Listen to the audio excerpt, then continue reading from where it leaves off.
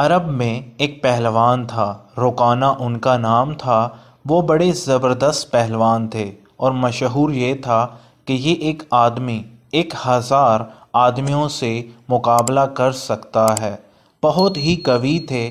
ان کے بدن کے وزن کی کیفیت تھی کہ اونٹ ذبح کر کے اس کی کھال بچھا دی جاتی اور رکانہ اس پر بیٹھتے اور نوجوانان عرب اس کھال کو کھینچتے تو وہ کھال ٹوٹ جاتی، پھٹ جاتی، مگر وہ حصہ جنبش نہیں کرتا تھا جس پر رکانہ بیٹھے ہوتے تھے۔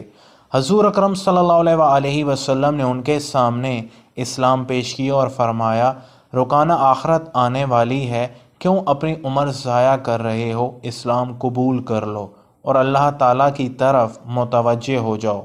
انہوں نے کہا کہ اے محمد، میں نہ تو کوئی عالم ہوں، فقہ ہوں، نہ سمجھدار، میں تو ایک پہلوان ہوں، مجھ سے کشتی کرو۔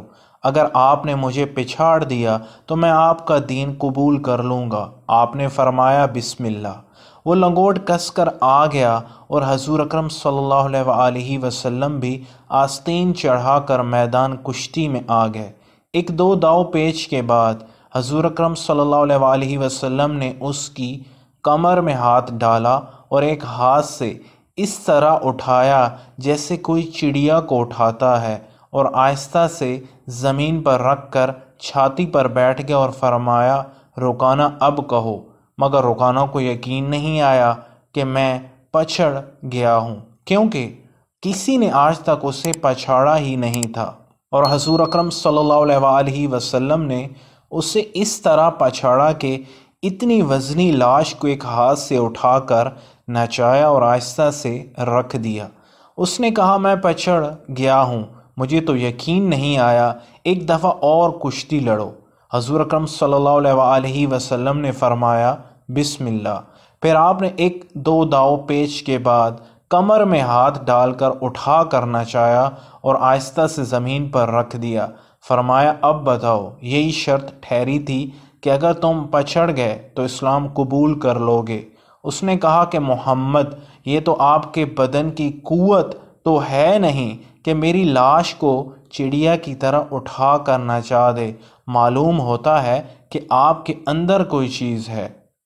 حضور اکرم صلی اللہ علیہ وآلہ وسلم نے فرمایا کہ میں اس اندر والی چیز ہی کی دعوت دے رہا ہوں، بدن کی دعوت نہیں دے رہا ہوں۔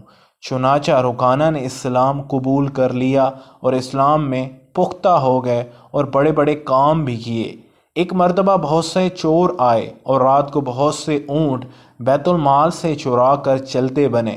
صبح کو پتہ چلا تو نبی کریم صلی اللہ علیہ وآلہ وسلم نے فرمایا کہ لوگوں ان کے پیچھے دوڑو۔ رکانہ نے کہا کہ میں تنہا کافی ہوں، چور رات میں ہی نکل کھڑے ہوئے تھے اور تیزی سے بھاگے جا رہے ہوں گے، معلوم نہیں کتنے دور چلے جا چکے ہوں گے۔ رکانہ دوڑ پڑے اور راستہ میں ان کو تھام لیا اور کہا کہ سامان اور اونٹ لے کر واپس چلو۔ چنانچہ ان کو پکڑ کر لائے تو حضور اکرم صلی اللہ علیہ وآلہ وسلم نے ان کو سزائیں دیں۔ کہنے کا مقصد یہ ہے کہ بہت سے لوگوں کے دل میں حق آ جاتا ہے، اگر تعصب نہ ہو اور واقعی حق طلبی ہے تو حق ضرور کھل جاتا ہے۔